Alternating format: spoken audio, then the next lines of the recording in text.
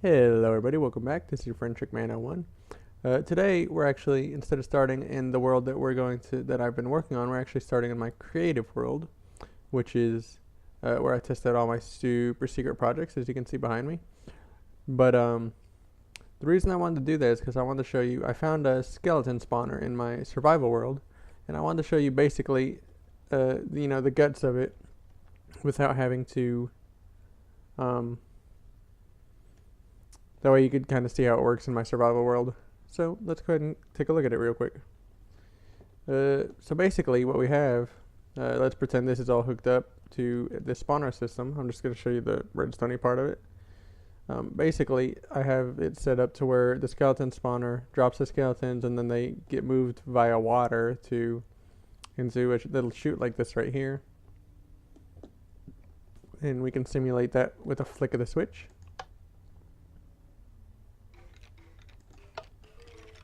And then they come into this little area right here. Then I would block off the water stream so that no more could come in. And then what I do is I have this piston that pushes out and suffocates them. And it's actually connected to this hopper timer that Etho designed. And basically this hopper timer, I've turned it into a pulse extender. And the way I did that is I have this redstone torch here attached to this button so that this piston will stay extended and it won't allow this piston to extend. So now what that does is it allows me to basically control the length of a pulse when this how long this goes over here, and it won't go back unless I press this button again. Now the downside of this is you do have to wait for all the items to return to this hopper for a full reset. It's not continuous use, but it really doesn't have to be in this case because you gotta wait to get more skeletons in your death chamber anyways. So when you press this button, it depowers this torch, which allows this piston to retract, which will move this redstone block over here for a certain length of time, push this out, suffocate the skeletons, then we throw a splash potion on them to get damage. And I actually turn tile drops off in my creative world, but for the sake of the video, game rule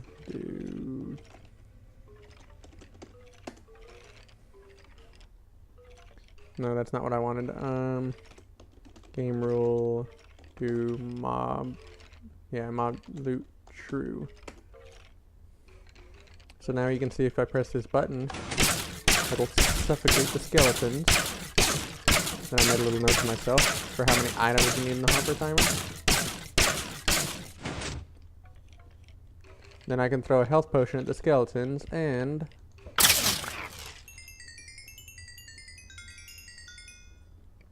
obviously there were only a few skeletons in there, but you can see I actually made it to level 5, so that's basically how that works in a nutshell. That way when we get to that part of my tutorial, not my tutorial, my world update, you can kind of see how that works. So without further ado, let's go ahead and go into the world update.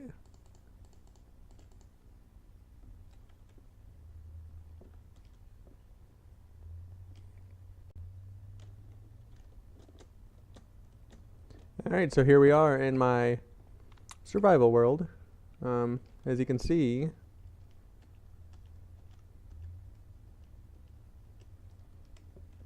not much has changed. Actually, what I figured out is when I remove these maps to this house, this map right here is actually not the right map to go there. There was also another one somewhere over here. So I'll have to redo that map because I can't seem to find the right one. So before we go to the spawner system, let's see what we've done over here so far. Moved my nether portal over here, and the reason I did that is because I wanted to add some decoration to this side of the house. It looked really plain. It looks a little bit better now. Let's go ahead and take a look at my enchanting room. I've made some changes to that. You can see I have an enchanted sword there, and I don't mind having a diamond sword there because I put 30 levels into it and it's only a knockback 2. Here's my enchanting room. I know it's pretty plain. I wanted to try out yellow clay somewhere, so I went ahead and went with yellow. Flip this switch, bookcases come up so I can do level 30 enchants. Flip it back, I can do low level enchants. And you're saying, Trickman01, where's your iron? Or, I'm sorry, where's your anvil? You need the anvil, that way you can do all your enchanting and combine your enchantments together. Well, I've actually hidden the anvil up in the ceiling right there. And the way I did that is I put a ladder there and put the anvil in a space on top of it. And I think that works out really well. Doesn't really take away from anything, and you can just reach up there and do it. So that's one of my changes with the enchant room. Well, that is my change for the enchantment room. I haven't quite moved my pumpkins yet. I'm thinking about making that automatic with my melons over there. But I haven't fully committed to that yet because I really don't use pumpkins for much other than lighting. And honestly, if I just do this, you know, I'm getting really more pumpkins than I need. What else? I started these vines here, they're not for decoration or anything. I just started harvesting the vines so that I could use them for other projects. I went all the way to a jungle biome to find these, so just started growing them. When I get, what I feel like is the amount of vines that I need, I'll go ahead and take them all off of here, and I can grow more later on if I need to. Seen the wheat farm before, haven't really made any changes there. Netherwort farm is still the same. I actually need to move that and do something with it. Still got my cows there, my sheep there. I would like to kind of decorate these up a bit. Maybe put a layer of glass on top with just a little room to get down. I might make another one right here for pigs or something. Let's go ahead and get some sleep before the creepers come out.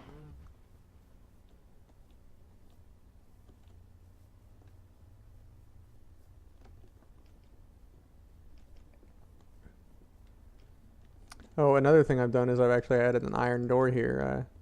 The other day I came home and there were a witch and a creeper waiting to visit me, which, not fun.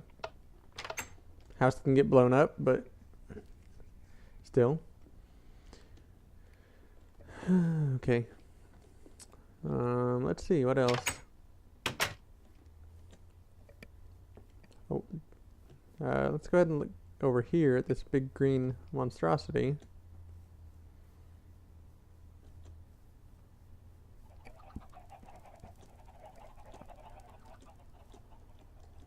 This is my cactus farm. It's going to be pretty low volume, but I really don't need too much. As long as I'm messing around over here on spawn, it's going to keep trying to grow the cactus.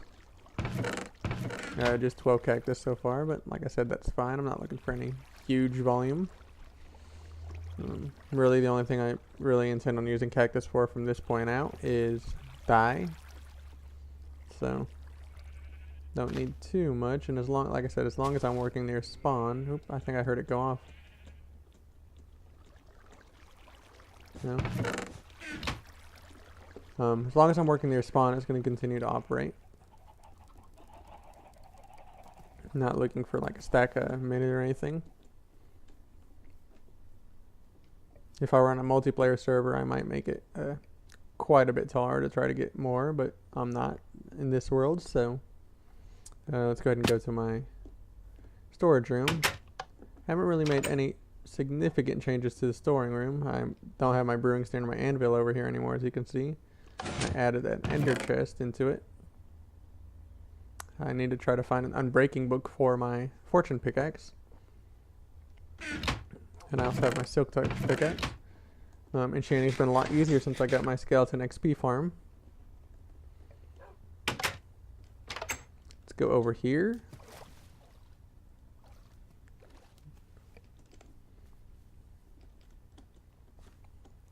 And you can see I've extended this. I had my melon farm in the previous episodes, but I also added a reed farm to it. Yeah, I just didn't like the way that looked. So it's actually connected to the melon farm and it gets harvested at the same time. Again, it's not super high volume, but I don't need it to be. Let's see if we get anything. It looks like we got a reed, maybe. I don't remember how many were in there before, so.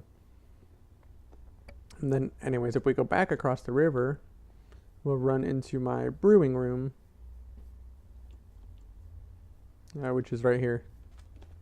See the little brewing stand I have there? This is my brewing room. Decided to go with just one brewing stand. Don't need anything super duper high volume. If I ever decide to, I could probably just redo this design again, or I could just kind of extend this one right and one left. Basically what it is just a brewing stand, and it's got a hopper on top of it. That way you can put all your ingredients together. Here's gonna be my ingredient wall. May need to extend it a little left and right. And then over here, I actually have it where it can dispense up to 3 awkward potions at a time. Not up to, it dispenses 3 awkward potions when you press this button. And I do have my awkward potions set to brew automatically, which if we go to the guts of this, you can see my sloppy redstone, which is fine for me. It's hidden, so I don't look at it very often. But basically what this does is it automatically brews me awkward potions to use.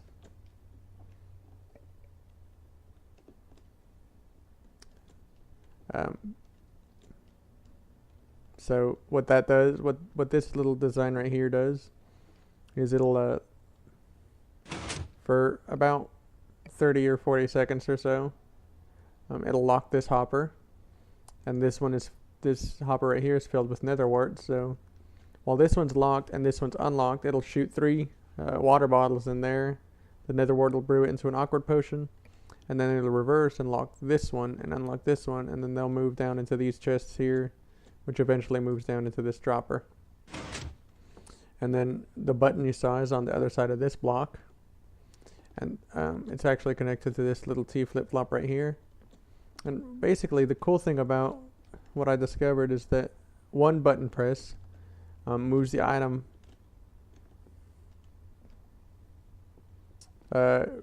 causes this to change 3 times. It'll go unlit, lit, unlit. Whatever the case, whatever it is, it'll change 3 times.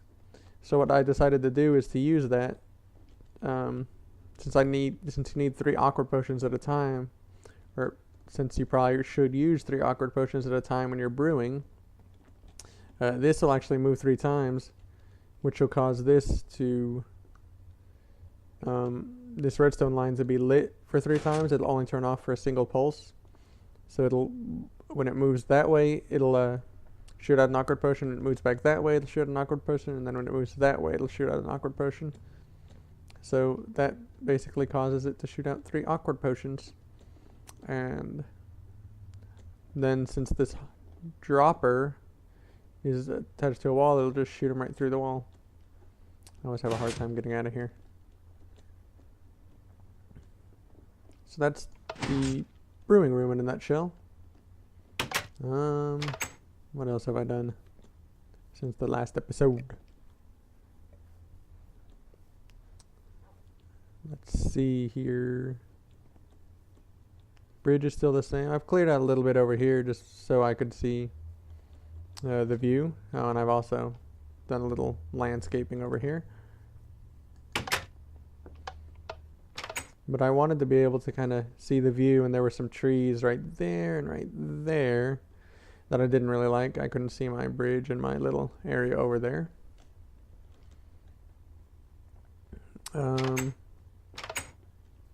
Yeah, in a nutshell, that's pretty much what I've done around the house. So let's go ahead and take a look at my skeleton XP farm real quick. Let's go into the nether.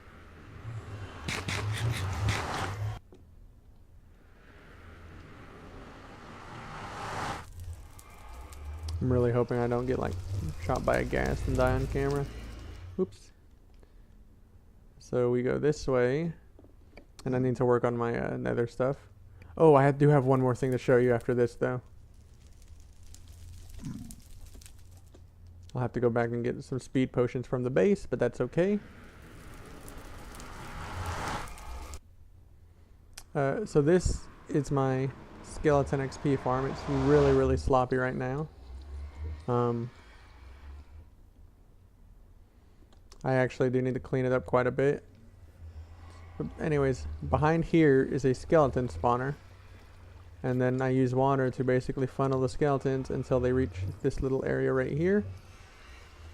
And then I suffocate them, same as before.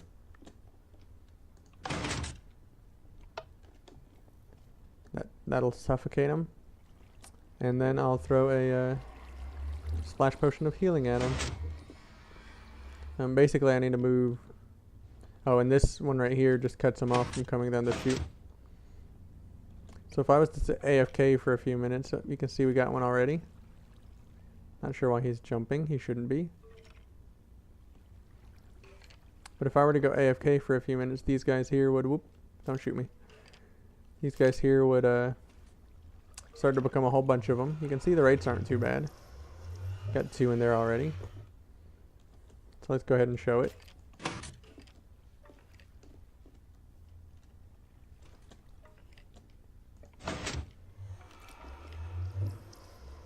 Now there's 3 in there. Whoop. Now they're going to kill each other. But anyways, if I were to sit AFK for a few minutes, I'd probably get quite a few in there. They're trying to shoot each other, but they can't. So I would just suffocate them. Like so. You can see they've shot each other, so. And then I would use a splash. I think there's 2 in there. Splash potion like that, and then I would get all the XP from it. Unlock it. And start again. So let's go ahead and do that. Actually, let's leave it unlocked. And sometimes I just walk home from here, that way all the mobs will despawn. Kind of help with the RAM part of the world.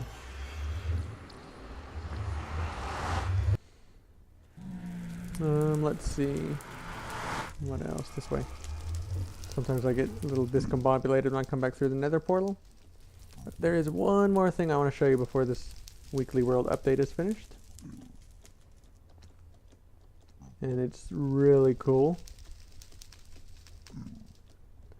I don't want to give anything away. Let me go get my swiftness potions, and I'll meet you guys right back here. Alright. So I will be back in just a second. Alright, so we are back. And I'm gonna ignore that sign. And so I went and grabbed my speed potions. So let's go ahead and go down this hallway and see where it leads us. Woohoo! It's a little dangerous. Do I have any blocks? I don't have any blocks on my bar. May need some. I'm not sure if the bridge is broken or not. But basically, I got kind of not bored one day. I was just kind of exploring, and I dug exactly 500 to exactly X 500 in this direction. I say dug. Yeah, I was afraid of that. Yo! Normally I would just rebridge that, but we're in the middle of a video. So I don't want you guys to see me do that. Let's keep going, no stopping, I ain't got time. Whew. Yeah, you guys probably think I'm like super brave, but I just didn't want to make a long video for you guys. Anyways, so here we are. As you can see, we are exactly X501. And I just placed the portal here, and you'll never guess what's on the other side. So let's just go ahead and go through.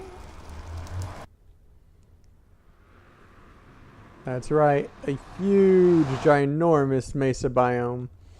Almost exactly X4000, which is 8 times X500, of course. So when I came through this, I was just super excited. This mesa biome is enormous. There's clay for days. It goes, you can see that enormous mountain right there. All this red sand you could ever ask for. There's a couple islands that way. So yeah, when I came through here, I was as happy as I don't know, as happy as somebody looking for a mesa biome could be, I guess. Yeah, so that was really, really amazing when I just stepped through there right into the middle of a mesa biome. And like I said, this mesa biome is enormous. I'll have clay to last me for years here.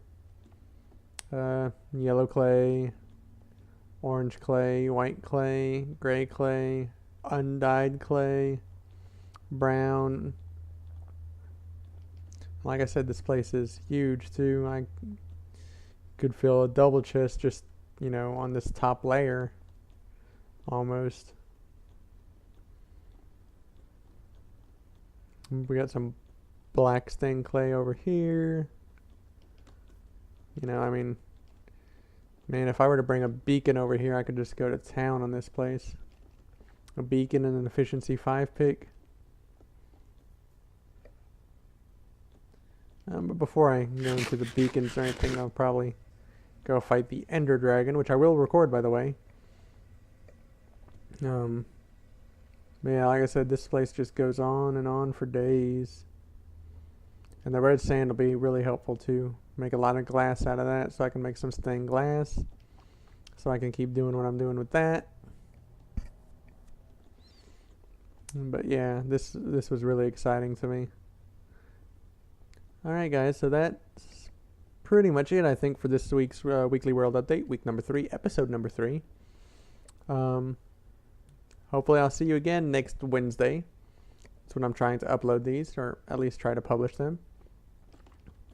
And I don't know, if you guys have any questions or comments, be sure to leave them in the video. If you guys want me to try to make any sort of automatic thing, within reason, I'm not going to go out and create a huge, iron farm for just my single player, but anything reasonable that might help me in my single player world, just leave it in the comments, and I'll see everybody next week. Alright, I hope everybody has a great day, and take care. Alright, bye bye now.